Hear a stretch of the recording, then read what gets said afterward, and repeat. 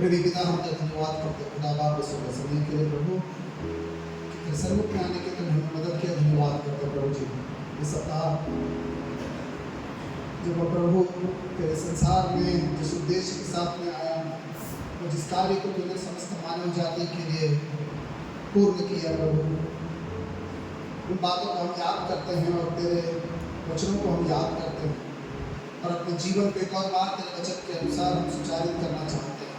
तुझसे प्रार्थना करते हैं प्रभु, तेरे वचन में से हम मनन करते हैं, हमारे हृदयों से बातचीत करें प्रभु। इस सप्ताह में जो भी संदेश हमारे पास आए खुदा बाप, उसके द्वारा हम आशीषित हो सके प्रभु, एक सच्चे रूप से तेरे शिष्य होकर के संसार में जीने के लिए हमें जो कुछ चाहिए प्रभु जी, उसके अनिवार्य वचनों को हमें इन दिनों में प्रदान करें खुदा। तेरे आत्मा की बरकत से हमें भर दे और परमेश्वर तेरी उपस्थिति हमारे मध्य में इन दिनों में शिक्षक सभाओं में ऐसा महसूस हुए कि प्रभु तेरे संतान होकर जीने के लिए मुझे नई राह आ सके। पूरी कलीसिया को तेरे बातों सौंप दो सालों को संभाल कर धन्यवाद। अब वचन को सुनने के तुम्हारे कानों का अभिषेक करें, हमारे हृदयों को तैयार करें प्रभु, ताकि मुझे तेरा वचन जो बोया जाए उसे स्वीकार करके जा सके। तेरे बातों में सौंप देते हैं तो यीशु मसीह के नाम से मांगते सुनो प्रभु कर देता है।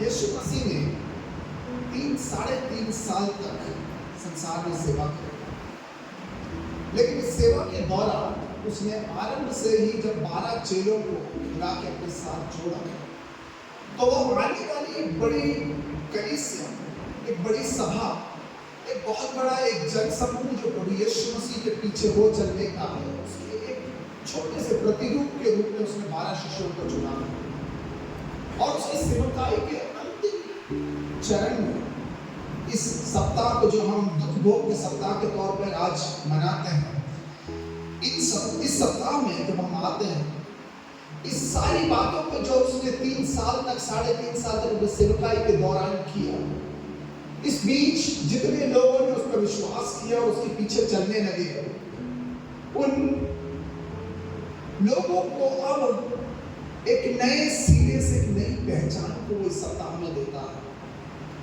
दुख भोग का सप्ताह केवल उसका दुख भोग, कष्ट को सहना और मनुष्य के उद्धार के लिए जो कार्य करना है वो केवल करना ही नहीं, परंतु उसके साथ में जिन लोगों को उसने अपने साथ हो चलने के लिए बुलाया है, जिन पर उन्होंने अपने आप को प्रकट किया, जिनके लिए उसने अपने वचनों को, बहुमूल्य वचनों को दिया है, उन वचनों को प्राप्त करने वालों को अब वो एक नई पहचान इस सप्ताह में देता है। कल के दिन आपने निश्चित रूप से वचन में से सुना होगा, हौसला की आवाज गूंजते वक्त वो ललकार, वो बड़े नारे की गूंज के बीच में किस प्रकार से वो उस गदही के बच्चे पर सवार होकर उसने यरूशलेम में प्रवेश किया, भविष्यवाणी को पूर्ण किया। आपने निश्चित रूप से उसके बारे में एक और बार इस साल मनन किया होगा। इस कार्य को करने के पश्चात प्रभु यीशु मसीह एक महत्वपूर्ण कार्य को वहां पे करते हैं, जिसके बारे में मैं आपके साथ बांटना चाहूंगा और आने वाले दिन की सभाओं में मैं इसी बात को अलग अलग पहलुओं में आपके साथ में बांटना चाहूंगा। मत्ती रचित सुसमाचार 21वें अध्याय का 12 से लेकर 17 तक के पदों को जब आप पढ़ के देखते हैं, इन पदों के अंदर में आप एक विशेष घटना के विषय में पढ़ते हैं। प्रभु यीशु मसीह को इस मंदिर में प्रवेश करने के पश्चात वो कुछ दृश्य वहां पर देखता है। जब वो उस दृश्य को देखता है तो उसके अंदर में जो धार्मिकता थी उसमें से एक आक्रोश की भावना उसके अंदर उठती है। वो क्रोधित हो उठता है, क्योंकि जिस कार्य के लिए पिता परमेश्वर ने इस समुदाय का स्थापना अर्थात इस्राएल देश की स्थापना की थी, वो इस्राएल देश अब परमेश्वर की इच्छा से विमुख होकर के उससे काफी दूर निकल गया है कि हम लोग देखते हैं। उसका एक अच्छी पहचान, एक अच्छा एक आईना जहां पे इस्राएल के आत्मिक जीवन के बिखरी हुई अवस्था, टूटी हुई अवस्था को देख सकते हैं, जहां पर हमने पद को पढ़ा है। 12वें पद में इस प्रकार से कहा गया है, 21 के 12 में, यीशु ने परमेश्वर के मंदिर में जाकर उन सबको जो मंदिर में लेन देन कर रहे थे निकाल दिया और सराफों के पीढ़े और कबूतर को बेचने वालों की चौकियां उलट दी। जिस समय में परमेश्वर यहोवा ने पुराने नियम के अंदर में एक नए तरीके से एक परमेश्वर की सच्ची आराधना का एक पूरा रूपरेखा उनको सिखाया था, बताया था मूसा के द्वारा कि किस प्रकार से आराधनालय में आराधना हो सके, मंदिर में आराधना हो सके। तो उसने वेदी पर बलिदान चढ़ाने के विषय पर भी सिखाया था। लेकिन मनुष्य जिस समय परमेश्वर से दूर होता है और उससे अपने चेहरे को मोड़ लेता है और परमेश्वर से जो अपनी दृष्टि हटा लेता है, तो स्वाभाविक तौर से क्या होता है, उसके अंदर की पाप स्वार्थपूर्ण जीवन के लिए प्रेरित करता है और धर्म खुद या आत्मिक जीवन खुद उसके व्यक्तिगत लाभ और संप्रदाय और प्रथाओं के अंदर में बदल जाता है। उसका एक अच्छा उदाहरण है यहाँ पर हम देखते हैं। यीशु मसीह जिस समय में मंदिर की तरफ में देखते हैं तो यीशु मसीह का नजरिया बिल्कुल अलग है, लेकिन उसी समय पर जो लोग वहां पे आराधना स्तुति के लिए हर समय आया करते थे, प्रति सप्ताह और दिनों दिन आकर के बलिदान चढ़ाते और प्रार्थना किया करते थे, उनका नजरिया बदल गया था।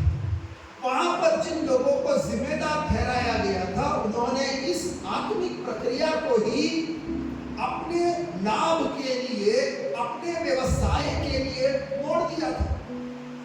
मतलब एक विकृत रूप का एक धार्मिक जीवन को हम वहां पे पाते हैं।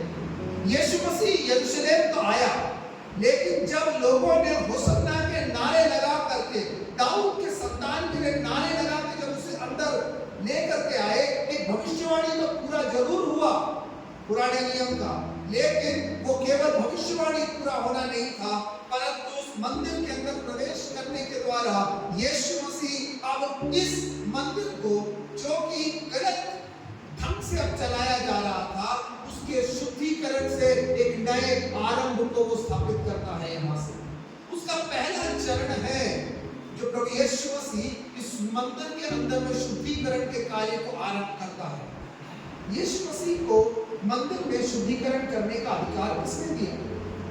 मानवीय तौर पे कहे तो किसी ने यीशु मसीह को इस बढ़ई के बेटे को कोई अधिकार नहीं दिया कि वो नासरत से चलकर आए और यरूशलेम में आकर के वो क्या करे, मंदिर की शुद्धिकरण करे। लेकिन प्रभु यीशु मसीह परमेश्वर का पुत्र होने के नाते, पिता के हृदय को बखूबी जानने के नाते, जिस समय में वो इस मंदिर में करीब भी आता है, वो एक बात को पहचानता है कि यह स्थान अब मेरे पिता के योजना, उद्देश्य और उसको प्रसन्नचित्त करने वाले कारणों के आधार पर स्थापित नहीं है।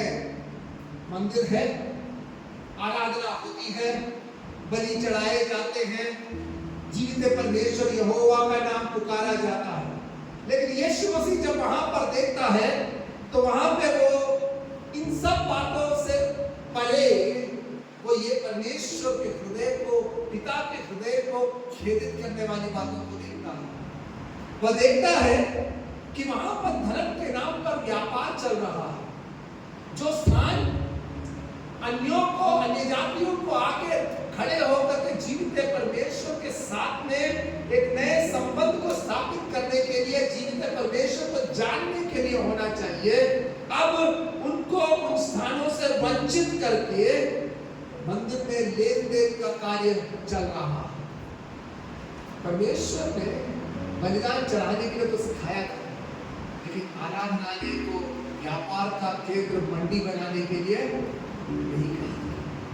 लेकिन मनुष्य जब धार्मिकता को भूलकर धर्म के पीछे चलने लगे, जीवित परमेश्वर को भूल करके अपनी प्रवृत्ति के द्वारा उसे प्रसन्न करने लगे, तो धर्म सबसे अच्छा माध्यम होता है स्वार्थ को पूरा करने के लिए। यहाँ पर मंदिर में बलि चढ़ाया जाना है, उसके लिए सहूलियत देने के लिए क्या किया गया, व्यापारियों को मंदिर के अंदर में लाया गया। अंदर ला करके उनको अपने व्यापार को करने के लिए स्थान दिया गया। तुम्हें सिक्के चढ़ाने हैं, तुम्हें सिक्के बदलने के लिए मंदिर में भेंट करने का विशेष सिक्के तुम्हें देने का प्रावधान मंदिर के अंदर किया जाएगा। कबूतर भेंट करना है, कबूतर भी तुम्हें मिलेगा। सब कुछ जो चाहिए तुम्हारी आराधना के लिए, तुम्हारी सहूलियत के लिए क्या किया जाएगा? मंदिर के अंदर ही तुम्हें उपलब्ध किया जाएगा। यीशु मसीह इनके महत्व को जानता था, अनभिज्ञ नहीं था वो सच्चाई से, वो जानता था, लेकिन वो यह भी जानता था कि ये सच्चाई होने के बावजूद इन सब बातों को अपने स्थान पर रखा जाना चाहिए। कबूतर भी चाहिए बलि के लिए, सिक्के जो मंदिर में चढ़ाए जाने हैं वही सिक्के होने चाहिए। रोमी सम्राट का मुख छपा हुआ वो सिक्का मंदिर में ग्रहण योग्य नहीं है, इसीलिए वो उन सिक्कों को बाहर दे करके मंदिर में चढ़ाने के जो सिक्के होते हैं उसे खरीद के मंदिर में भेंट चढ़ाना है। यीशु मसीह जानता था, लेकिन सब कुछ अनिवार्य है जानने के पश्चात यीशु मसीह अपनी धार्मिकता में कतई इस बात को अंगीकार नहीं कर सका कि तुम उन आवश्यक चीजों को इतना अधिक आवश्यक कर दोगे कि औरों को परमेश्वर की उपस्थिति में आने के लिए वो रुकावट बन जाएगा। मैं आगे चल करके थोड़ा और उसको प्रकाश डाल के बताऊंगा। लेकिन यीशु मसीह ने क्या किया? यीशु मसीह ने सबसे पहले मंदिर में जब वो प्रवेश किया तो उसने वहां पर शुद्धिकरण के कार्य को किया। वह शुद्धिकरण का कार्य अनिवार्य था, क्योंकि मंदिर का शुद्धिकरण होगा तभी वहां पर जीवित परमेश्वर से मेल मिलाप का रास्ता खुल पाएगा। अशुद्ध मंदिर परमेश्वर के उद्देश्य से अलग हट करके चलाए जाने वाला एक परंपरा, विश्वास, आराधना कभी भी परमेश्वर को प्रसन्न नहीं कर सकता है। वो कभी भी परमेश्वर से मेल मिलाप का स्थान नहीं बन सकता है। तो यीशु मसीह ने क्या किया? उसने मंदिर में जाकर उन सबको जो मंदिर में लेन देन कर रहे थे निकाल दिया। अनिवार्य था ये सब चीजें उपलब्ध होना है। अगर मंदिर में आराधना प्रार्थना सही ढंग से चलना है तो ये सब चीजें होना है, लेकिन जो होना है उसके नाम पर जिन्हें परमेश्वर के साथ संबंध में जुड़ना है उनका स्थान कोई अनिवार्य वस्तु नहीं ले सकता। कलीसिया जरूरी है, कलीसिया की हर चीजें चलनी आवश्यक है। जिस तरीके से परमेश्वर की आराधना करना वह भी जरूरी है, लेकिन हमारी कोई परंपरा, हमारी कोई रीति रिवाज, हमारा कोई उपभोग सप्ताह का आचरण किसी प्रकार से भी किसी व्यक्ति को परमेश्वर के सन्मुख आके जीवित परमेश्वर के चेहरे को देखने के लिए रुकावट का माध्यम, कारण नहीं बन सकता है। इसीलिए सबसे पहले यीशु मसीह ने इस नए समाज की स्थापना करते वक्त में इस सप्ताह के दिन उसने सबसे पहला कार्य किया, वो बताना चाहता था कि यह आराधनालय किस नाम से कहलाया जाएगा। फिर वो क्या करता है? उस मंदिर का शुद्धिकरण करने के बाद और उसने कहा, लिखा है मेरा घर परमेश्वर का घर, मेरा घर प्रार्थना का घर कहलाएगा, परंतु तुम उसे डाकुओं का खो लिखा है। कहने का मतलब यीशु मसीह एक और बार उनको पुराने नियम अर्थात वचन पर आधारित तरीके से अपने आराधना को समझने के लिए उनको क्या कर रहा है? उत्साहित कर रहा है। वो अपनी मनगढ़ंत विचारों के आधार पर नहीं है। परमेश्वर का पुत्र है, लेकिन परमेश्वर का पुत्र है जो इस संसार में मनुष्य रूप को धारण करके आया, जो पिता के हृदय को हम सबसे बढ़ करके, वहां के फरीसी शास्त्री सदूकियों से भी बढ़ करके, जो पिता के हृदय की धड़कन को सुन सकता है, समझ सकता है, जान सकता है, वह भी जब मंदिर में प्रवेश करता है तो वो कहता है कि ऐसा लिखा है। और अगर ऐसा लिखा है तो उसका पूर्ण होना भी आवश्यक है, ये जरूर हर तरीके से ये पूर्ण होना है। तो क्या कहलाएगा वो स्थान? मेरा घर प्रार्थना का घर कहलाएगा।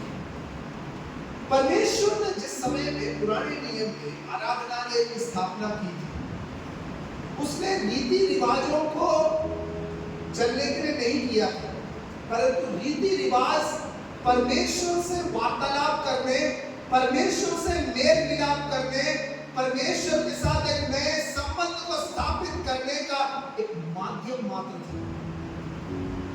बलि जब तुम चढ़ाओ तो तुम पाप क्षमा प्राप्त करो, जिस कारण से तुम क्या कर सको? परमेश्वर के साथ में संबंध स्थापित कर सको। जब तुम आओ और जब तुम बलिदान चढ़ाओ परमेश्वर के सामने, तो तुम परमेश्वर को बलिदान चढ़ाने के द्वारा अपनी प्रार्थनाओं को तुम परमेश्वर के सामने अर्पित कर सको। वही था परमेश्वर का उद्देश्य पुराने नियम में, सारे बलिदानों को, सारे रीति रिवाजों को, याजकों को स्थापित करने के लिए। याजकों को परमेश्वर ने पुराने नियम में क्यों स्थापित किया? इसीलिए नहीं कि ये परमेश्वर को उसके सामने कुछ लोग चाहिए थे जो कुछ करते हुए दिखाई दे सके, परंतु इसलिए थे कि जिन्हें प्रार्थना करना नहीं आता हो, परमेश्वर की उपस्थिति में पवित्रताई के साथ कैसे अपने आप का आचरण करना नहीं आता हो, उनके लिए मध्यस्थता करने के लिए परमेश्वर ने याजकों को तैयार किया था। अंततः लक्ष्य ये था, समस्त इस्राएल के साथ परमेश्वर का क्या कर सके? एक संबंध, व्यक्तिगत संबंध बन सके। दुख भोग के सप्ताह के इस दिन प्रभु यीशु मसीह वहीं से ही आरंभ करता है, क्योंकि दुख भोग के दिन, शुक्रवार के दिन, उस कार्य को उसे पूर्ण करना है, अपने जीवन को दान करने के बाद, खेत में चढ़ाने के बाद। वो एक बलिदान चढ़ाने वाला है जहां पर सारे कार्यों को वो पूर्ण करेगा। लेकिन उससे पहले जिस स्थान को जिस उद्देश्य से स्थापित किया गया था, उसे उद्देश्य अनुसार तैयार करना अनिवार्य था। प्रभु यीशु मसीह ने याद दिलाते हैं कि मेरा घर प्रार्थना का घर, प्रार्थना का घर है, जहां पर परमेश्वर से प्रार्थना करने की आवाज ना उठे, जहां से परमेश्वर से मेल मिलाप करने का रास्ता आरंभ ना होए, जहां पर परमेश्वर के सन्मुख में आकर गिड़गिड़ाने का एक रीति ना बने,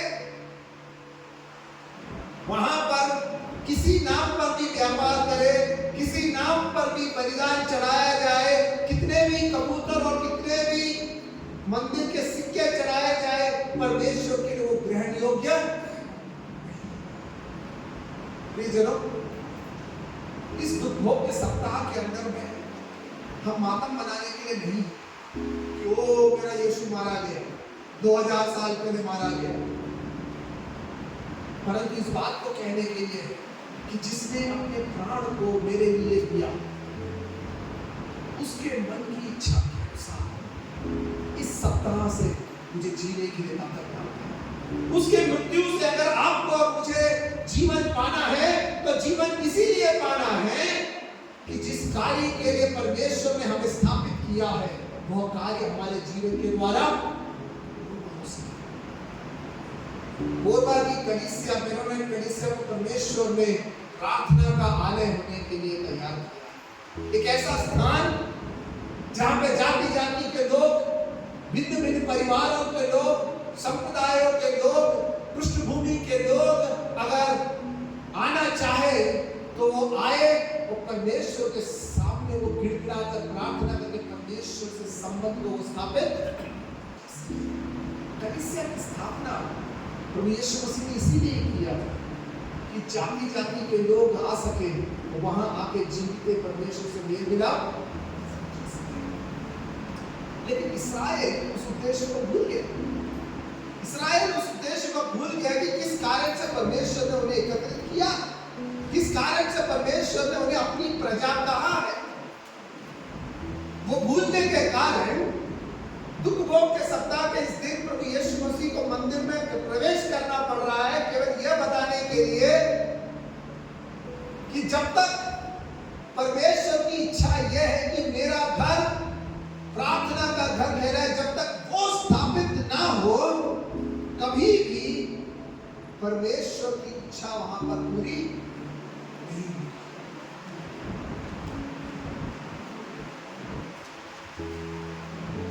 परंतु तुम उसे डाकुओं का खो बनाते हो।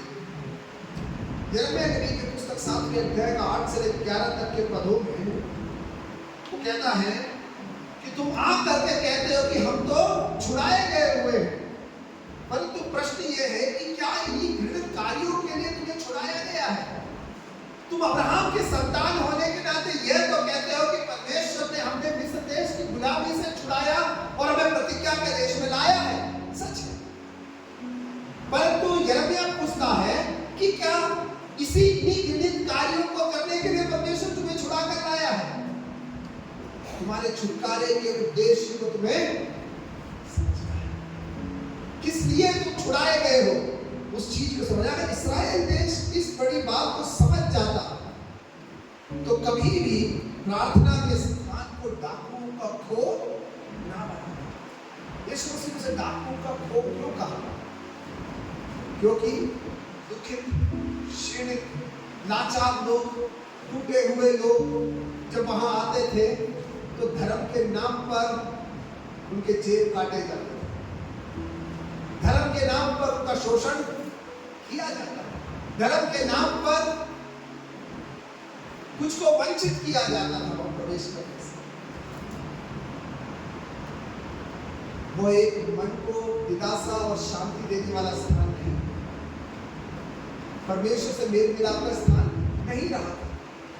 और प्रभु यीशु मसीह जाते जाते आखिरी चरण पर इस चीज को तो साबित करना चाहते हैं। इससे कई बार पहले मंदिर में आए हैं, लेकिन अब की बार जब आए तो जाते जाते साफ करके ही जाऊंगा सोच करके आए। ये सप्ताह का आखिरी सप्ताह है और इस सप्ताह में मैं सफाई पूरी करके जाऊंगा, क्योंकि वो आया ही सफाई करके, हमारे जीवन की सफाई करके।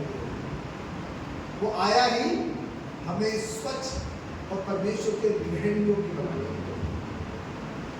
और अगर हम उसके कलीसिया, अगर मसीह के शरीर अगर हम है कलीसिया के तौर पर, तो हमारा मिलना खुद एक प्रार्थना का स्थान होना चाहिए।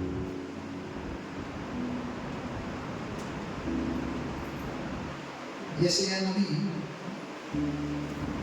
56 के 3 से लेकर 8 तक हम लोग पढ़ेंगे। यशायाह नबी का पुस्तक 56वां अध्याय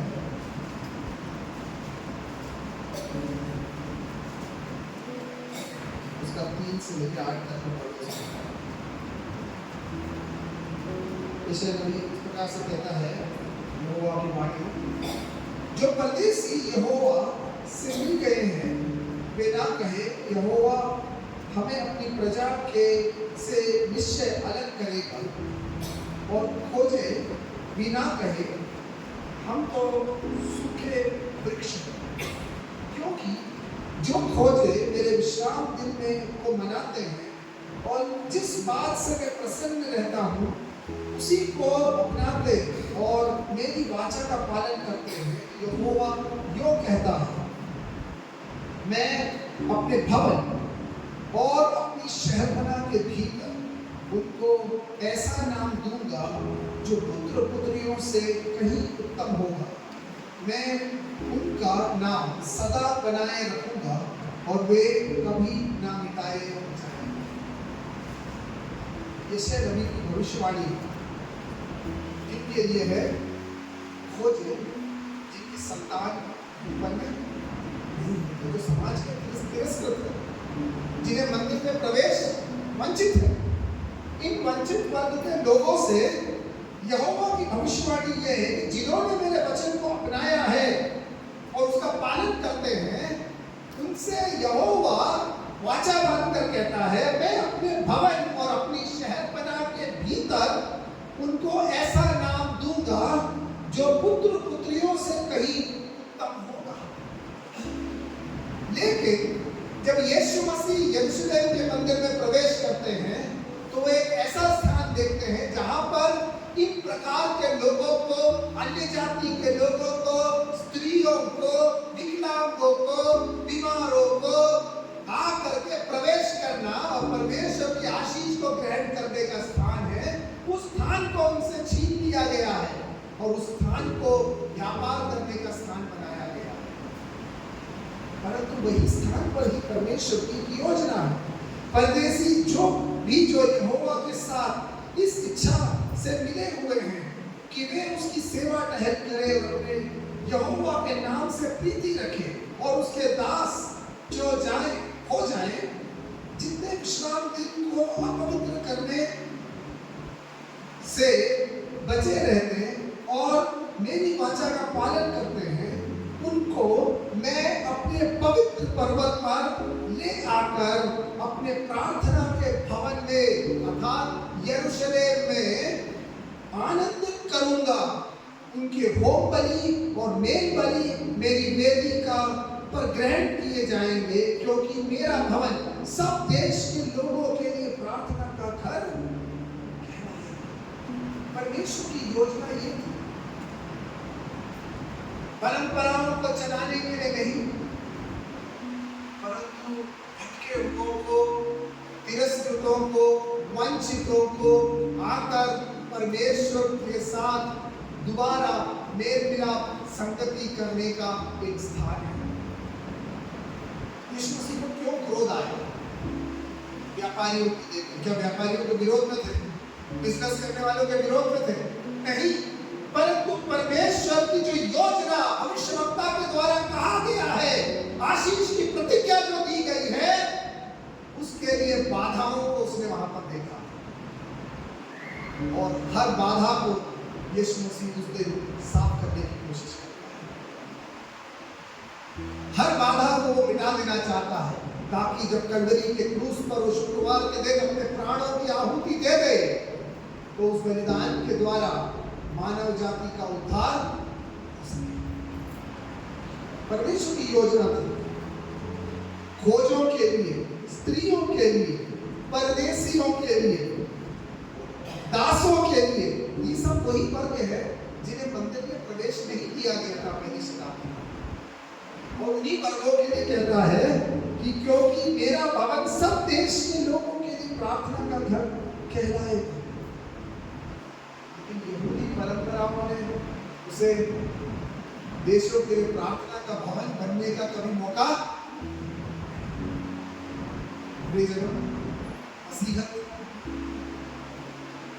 मसीहत केवल इसीलिए है कि वो भटके लोगों को परमेश्वर के साथ संगति के लिए रास्ता तय करते हैं। अगर वो चीज हम हमारे जीवन के द्वारा ना कर पाए तो फिर एक मंडली कलीसिया कह के रहने से कोई अर्थ।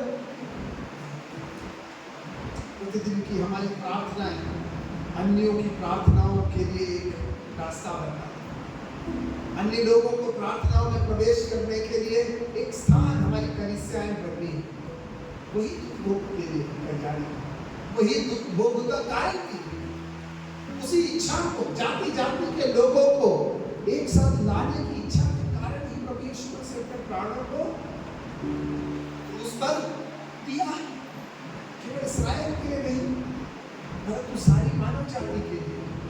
और जिसने अपने प्राण को उस सूली पर दिया है और हमें अपने देह करके पुकारा है, तो अगर सिर्फ यह चाहे कि जाति जाति के लोग उस देश के अंग हो सके, तो हमें कोई अधिकार नहीं कि हम इस कलीसिया को, इस देह को कुछ लोगों तक ही सीमित रखें। ये जानकर प्रार्थना करें कि अगले दुख भोग के लिए जब हम एकत्रित हुए दोबारा अगले साल, तो यहाँ पर कई औरों की प्रार्थना आपकी प्रार्थना के साथ मिल जाए। कई और लोगों की प्रार्थना इस कलीसिया से उठे और सही में यह कलीसिया एक और बार, एक और कदम आगे बढ़ के प्रार्थना प्रार्थना का भवन जरूरी है। दूसरी महत्वपूर्ण बात है, जब वो कलीसिया के बारे में कह रहा है, जब वो उस मंदिर को शुद्धिकरण के कार्य को करता है, दूसरी महत्वपूर्ण बात 14वें पद, तब अंधे और लंगड़े मंदिर में उसके पास आए और उसने उन्हें चंगा किया। ध्यान दीजिएगा शब्दों पर, मत्ती बड़े ध्यान से लिखता है पदों को। तब कब जब उसने मंदिर पर व्यापार करने वाले को हटा करके उनके पीठों को पलटा दिया, कबूतरों को उड़ा दिया, वहां पे साफ कर दिया। जब उसने एक और बार लंगड़े, लूले और अंधों को आके खड़े होने का जो स्थान उनसे छीन लिया गया था, जब वो स्थान उनके लिए दोबारा उसने तैयार किया, तब एक शुभ संदेश अंधों को, लंगड़ों को, खोजों को, इन प्रकार के लोगों को जिनको मंदिर में प्रवेश नहीं था, उन्हें समझ में आ गया कि तब अंधे और लंगड़े मंदिर में उसके पास आए। पहली शताब्दी में मंदिर की आराधना बहुत अच्छी चलती थी, लेकिन दिक्कत यही थी कि इन प्रकार के लोगों को, स्त्रियों को, अन्य जातियों को, अंधों को या विकलांग, किसी प्रकार की विकलांगता हो या खोजों को कभी भी उस मंदिर के अंदर में अशुद्ध करने के नाम से प्रवेश की अनुमति नहीं थी। लेकिन जब यीशु मसीह ने अपनी सेवकाई को अंत देना चाहा, अंतिम सप्ताह के अंदर वो जब आता है, तो स्वर्ग जाने से पहले, उठाए जाने से पहले, अपने प्राणों को चढ़ाने से पहले वो सबसे पहले स्थान को तैयार करता है, वंचितों को उनके स्थान पर वो पुनर्स्थापित करता है। तब ये लोग क्या किए? ये लोग समझ गए वो समय आ चुका है कि हम अब इस व्यापार से चलने वाले स्थान में जब ये प्रार्थना का भवन कहलाए, तो हम जैसे लंगड़े, लूले, अंधे, काड़े, बहरों को प्रवेश करने का अनुमति मिल चुका है। और किस लिए प्रवेश करते हैं? किस लिए प्रवेश करते हैं? पढ़िए, और उसने उन्हें चंगा किया। हमारी धार्मिकता कभी ऐसी ना हो जो दूसरों के आशीष के लिए रुकावट बन जाए। उस आत्मिकता से परमेश्वर प्रसन्न बिल्कुल नहीं, परंतु हमारी धार्मिकता, हमारी आत्मिकता इस प्रकार की हो कि टूटे मन वालों को परमेश्वर के सन्मुख में आके परमेश्वर के साथ एक नए संबंध को बनाने के द्वारा उनके जीवन में, उनकी कमी घटियों में बड़ी बेदारी आते हुए, बड़ी बरकत उन्हें मिलते हुए उन्हें महसूस हो सके। अंधे और लंगड़े जब यीशु के पास आए उस मंदिर में, यीशु उनसे कहना चाहता था, बच्चों, ये तुम्हारा ही स्थान है, और ये स्थान इसीलिए था, इसीलिए मेरे पिता ने रखा है। इसी के विषय में यशायाह नबी ने भविष्यवाणी किया है कि यहाँ पर मैं क्या करूंगा? तुम्हें आशीषों से भरूंगा। और यीशु मसीह ने उनको क्या करना शुरू किया? चंगाई देना आरंभ, क्योंकि वो स्थान उन्हीं के लिए थे। वो स्थान उनको आकर के उनकी आवश्यकताओं को परमेश्वर से कह के उसको पूर्णता से प्राप्त करके जाने के लिए थे। और उस स्थान से उन्हें बेदखल करना मतलब परमेश्वर से प्राप्त मिलने वाली आशीषों से उन्हें वंचित करना। यीशु मसीह ने वहां से चंगाई की सेवकाई को किया केवल इस बात को सिखाने के लिए कि संसार में कितना भी धक्का देके बाहर निकाले, लेकिन स्वर्गीय पिता के करीब जब तुम आओ तो तुम्हारे लिए जो विशेष दान, तुम्हारे लिए जो अनुग्रह उसने रखा है, वो इस घड़ी में देने के लिए कहता है। यूनाइटेड चर्च कोरबा में ऐसी ही एक सेवकाई बन जाए कि जब आपकी प्रार्थनाओं के साथ औरों की प्रार्थना जाए। और जब वे कलीसियाओं में आए और आपके संग उपवास और प्रार्थनाओं में, आराधनाओं में बैठे, याजकीय प्रार्थनाओं में आपके साथ मिलकर वो प्रार्थना करे, होने दे कि उनकी जीवन की आवश्यकताओं के समय पे परमेश्वर के अद्भुत कार्य उनके जीवन में होते हुए दिख सके। होने दे कि आपकी प्रार्थनाओं के बदौलत उनका जीवन तब्दील होते हुए दिख सके। होने दे कि हमारे बीच में ऐसे ऐसे चमत्कार होने लगे कि परमेश्वर का नाम जीविता नाम है करके लोग ग्रहण कर सके। यीशु मसीह ने अपनी सेवकाई को चमत्कार क्यों किया? लोगों को आकर्षित करने के लिए। तो जादूगर भी करते थे, बहुत सारे जादूगर घूमते थे यूनानी देश में, अन्य जाति के वो लोग भी जादू टोना करते थे। यीशु मसीह लोगों को आकर्षित करने के लिए नहीं करता था, लेकिन यीशु मसीह की सेवकाई के द्वारा, मैं ज्यादा गहराई में नहीं जाऊंगा, लेकिन यीशु मसीह की सेवकाई के द्वारा वो स्वर्ग राज्य की स्थापना कर रहा था। क्या संदेश प्रचार करता हुआ यीशु मसीह आया था कि स्वर्ग का राज्य। और यीशु मसीह ने क्या सिखाया कि अगर तुम मेरे वचन के अनुसार चलोगे तो तुम स्वर्ग राज्य में प्रवेश। लेकिन स्वर्ग राज्य कैसा स्थान है? हम लोग जब छोटे बच्चे थे तो एक गीत गाया करते हैं, एक्शन सॉन्ग में गाते थे, स्वर्ग ऐसी सुंदर जगह मेरा यीशु रहता वहां। आप तो गाते हैं, गाए हैं बचपन में, साथ में गाओ ना।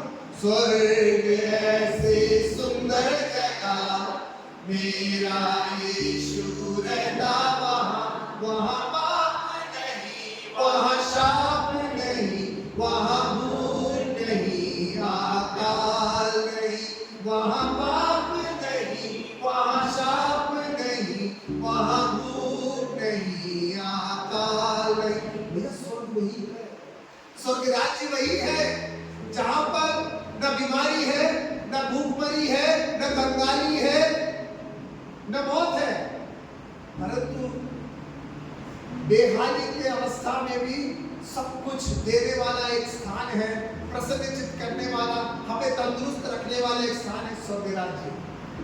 लेकिन उस राज्य की स्थापना जब कोई संसार में कर रहा था, वो प्रचार आने वाले संसार के विषय में कह रहा था।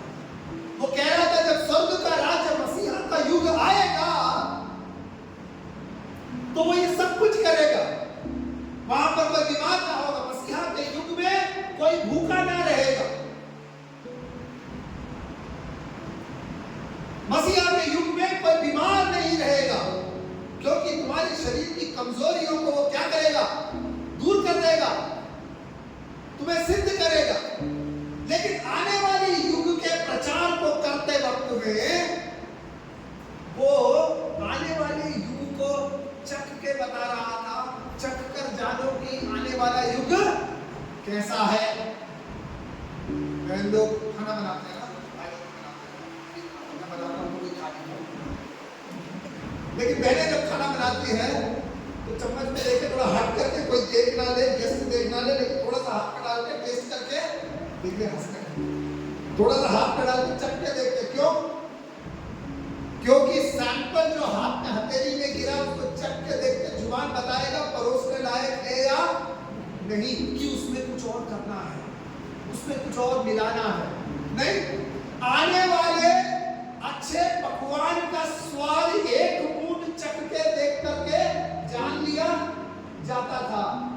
यीशु मसीह ने सेवकाई में चमत्कारों को किया, जादू टोना करने वालों से बहुत और बड़ा जादूगर है दिखाने के लिए नहीं, परंतु अपने सुसमाचार के प्रचार का प्रायोगिक भाग बताया है कि आने वाले युग में अगर मरा हुआ, अगर जीवन है, मृत्यु को स्थान नहीं, तो है नासरत जीवन।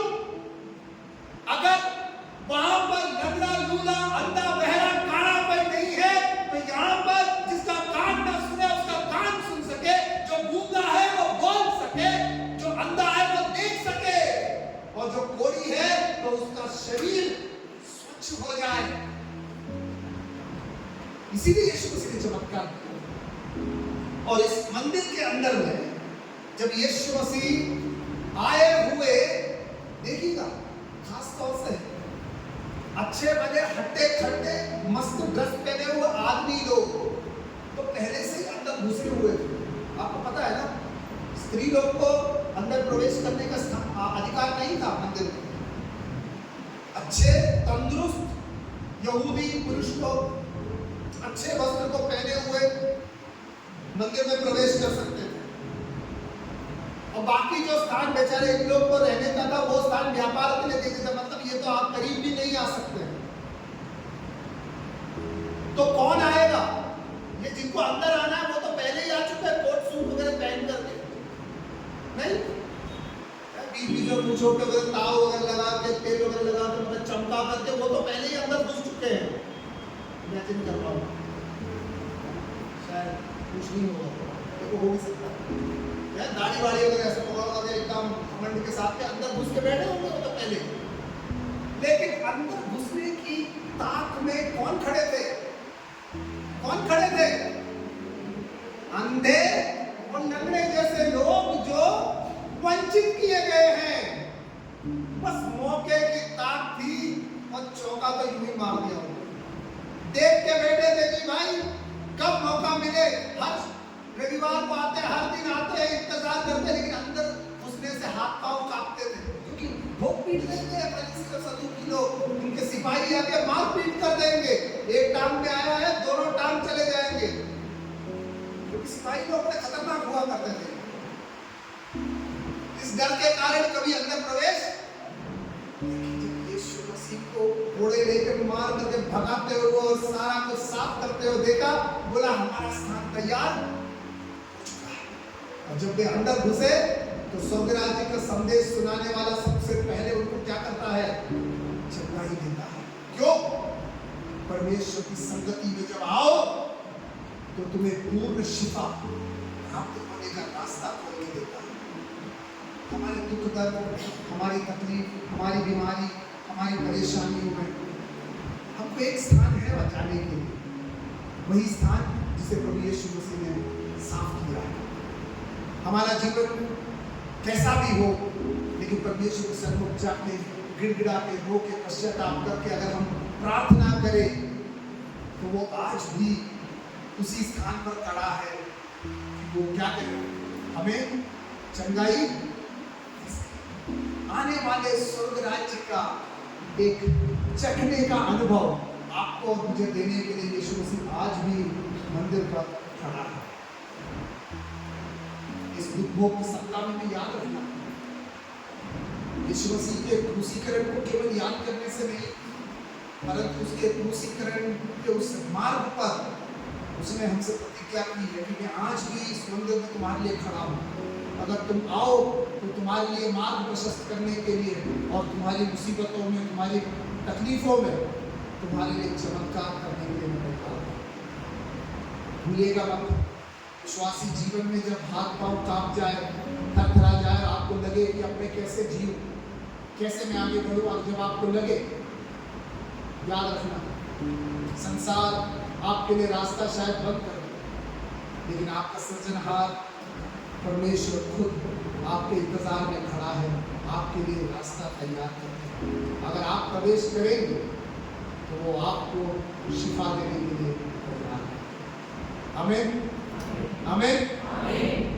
प्रार्थना के जरिए जब कभी जरूरत है उसे याद करिए, उसके करीब जाइए, वो आपके लिए इंतजार में खड़ा है।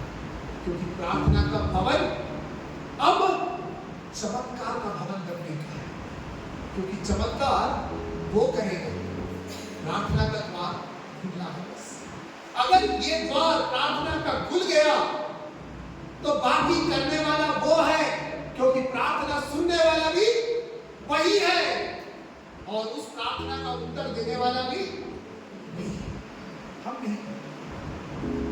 आप मुझसे कहेंगे मैं प्रार्थना करूंगा, लेकिन आपके जीवन में चमत्कार, अगर आप उसके करीब दौड़ करके आएंगे खुले द्वार को देखकर, अगर आपके अंदर वो विश्वास और लालसा हो, तो परमेश्वर मुझे केवल एक माध्यम बनाएगा, पासवान को केवल एक माध्यम बनाएगा, प्रभु के दासों को केवल एक माध्यम बनाएगा। चमत्कार करने वाला नहीं, क्योंकि वो आज भी आपके जीवन में हस्तक्षेप करना पसंद करता है। हस्तक्षेप मैंने गलत शब्द बोला है ना, लगेगा हस्तक्षेप जबरदस्ती मतलब घुस के आ रहे जैसे, हाँ थोड़ा मौका तो देके देखो, यीशु मसीह को वो हस्तक्षेप करेगा आपके जीवन में, हस्तक्षेप करेगा आपकी भलाई के लिए, आपको चंगाई देने के लिए। प्रश्न ये है, क्या हम उसके तरफ दौड़कर आने के लिए तैयार हैं कि अरे वो रास्ता तो हमारे लिए बंद है, हमारे लिए छोड़ो, हमें क्या करना है, करके आप मुंह मोड़ के जाने वाले अपने आप से पूछ के देखेंगे। बिल्कुल सरल भाषा में कह रहा हूँ, बिल्कुल सरल भाषा, हर कोई समझ सकता, बच्चा बच्चा समझ सकता, समझ रहे हो बेटा हैं?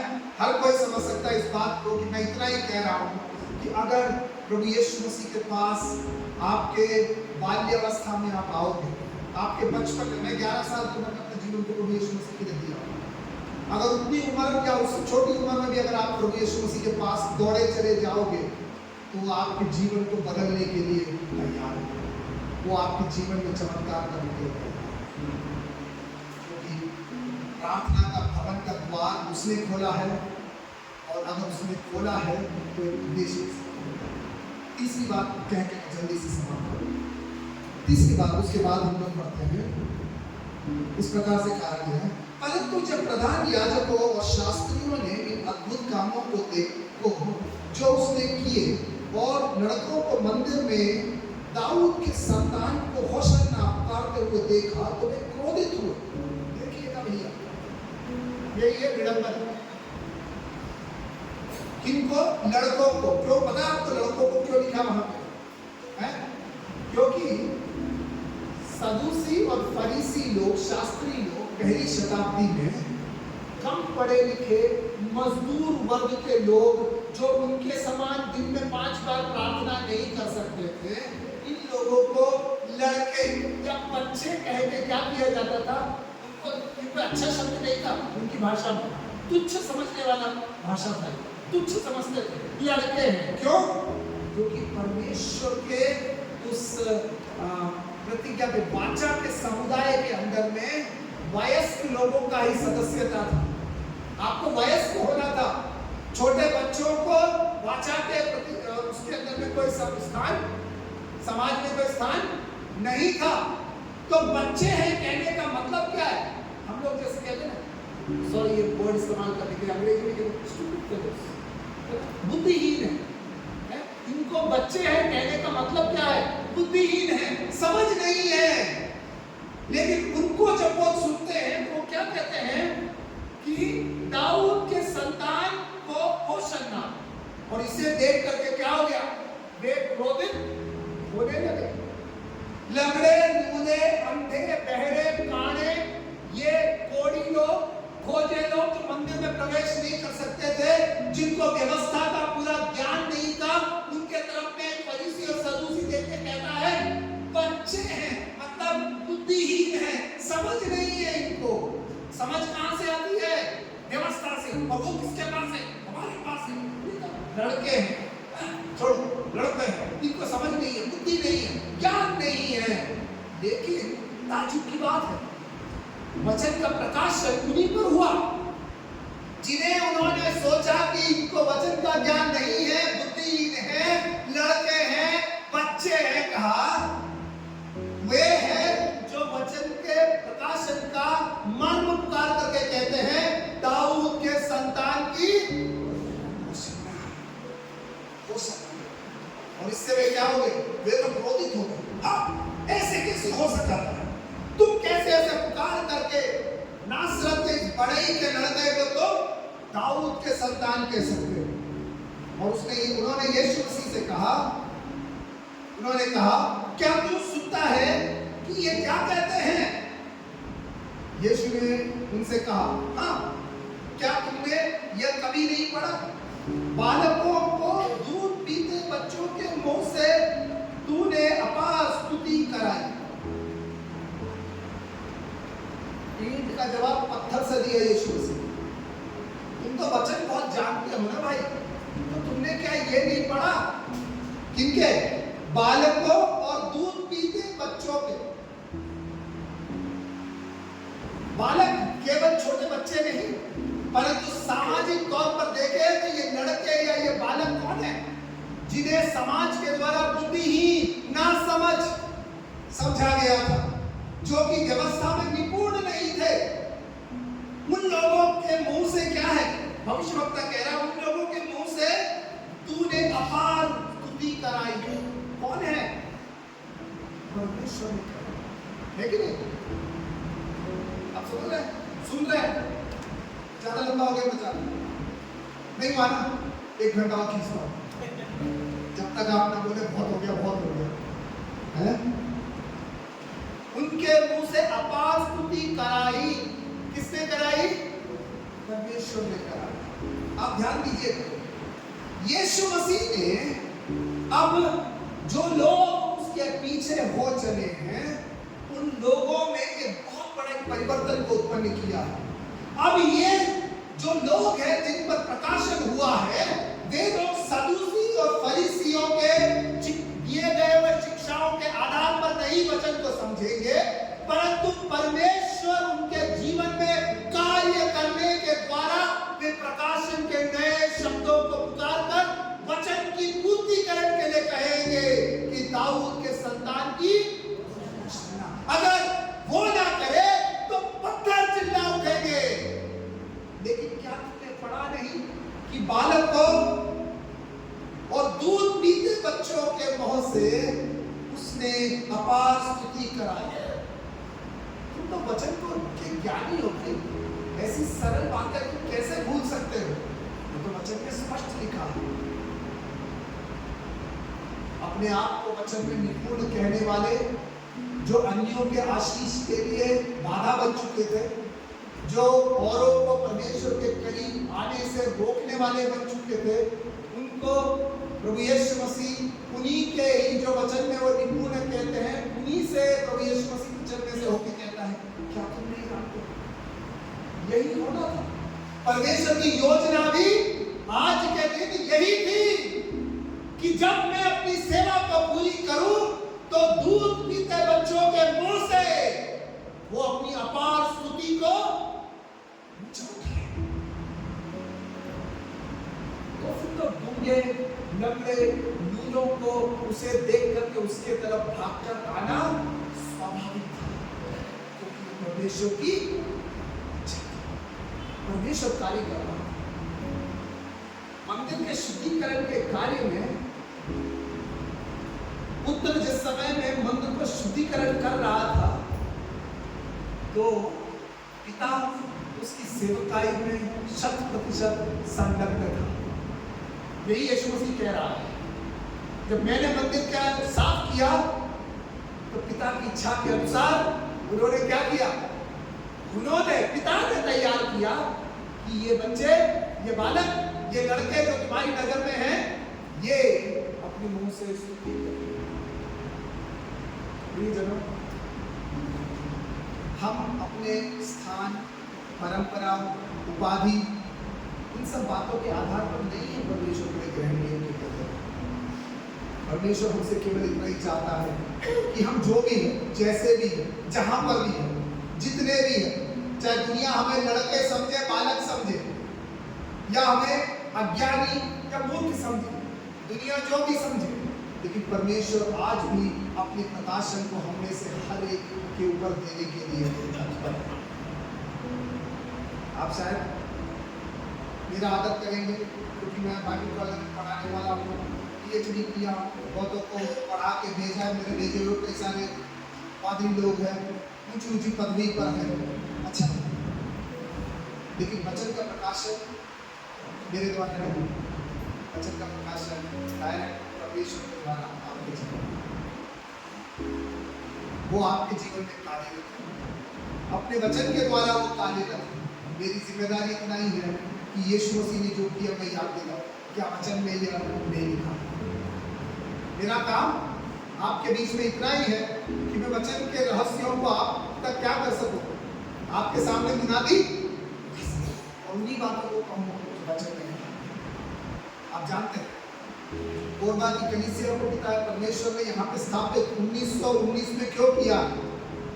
द्वितीय विश्व युद्ध के आरंभ में, अंत में परमेश्वर ने कोरबा में एक कलीसिया का स्थापना किया। 100 साल से ज्यादा बीत गया, क्यों खड़ा रखा है 100 साल से ज्यादा अब तक? एक ही उद्देश्य है, ये प्रार्थना का भवन है। जाति जाति के लोग, दुनिया भर के लोग आए और परमेश्वर से पुकार करके प्रार्थना, आशीष का कारण बने। और ये केवल इसलिए है कि जब आपकी प्रार्थना उनकी प्रार्थनाओं के साथ मिलकर पिता के सन्मुख पहुंचे, प्रभु आपके जीवन में, आने वालों के जीवन में ऐसे ऐसे चमत्कार करे जो पिता की इच्छा के अनुसार। वो आप लोग के कारण नहीं, केवल इसीलिए होगा क्योंकि पिता आज भी आपके बीच में और आने वाले बालकों के बीच में कार्य करने के लिए तत्पर है। और वो आपके जीवन से, आपके वचनों से, आने वालों के वचनों से अपने नाम की स्तुति को करवाने के लिए ये कलीसिया परमेश्वर के कार्य का माध्यम है। उस दुख भोग के सप्ताह के आरंभ में इस साल हम इस बात को अपने मन में किया कि हम एक ऐसे समुदाय के तौर पे हमें कोरबा में रखा गया है कि हम परमेश्वर के कार्य के एक माध्यम बन जाए। कारण उसके प्रार्थना, उसके प्रकाश और उसके चमत्कार के लिए माध्यम हम सबों के जीवन की द्वारा परमेश्वर बहुतायत रूप से आशीष हमें दे, औरों को दे, और इससे आप आशीष दे।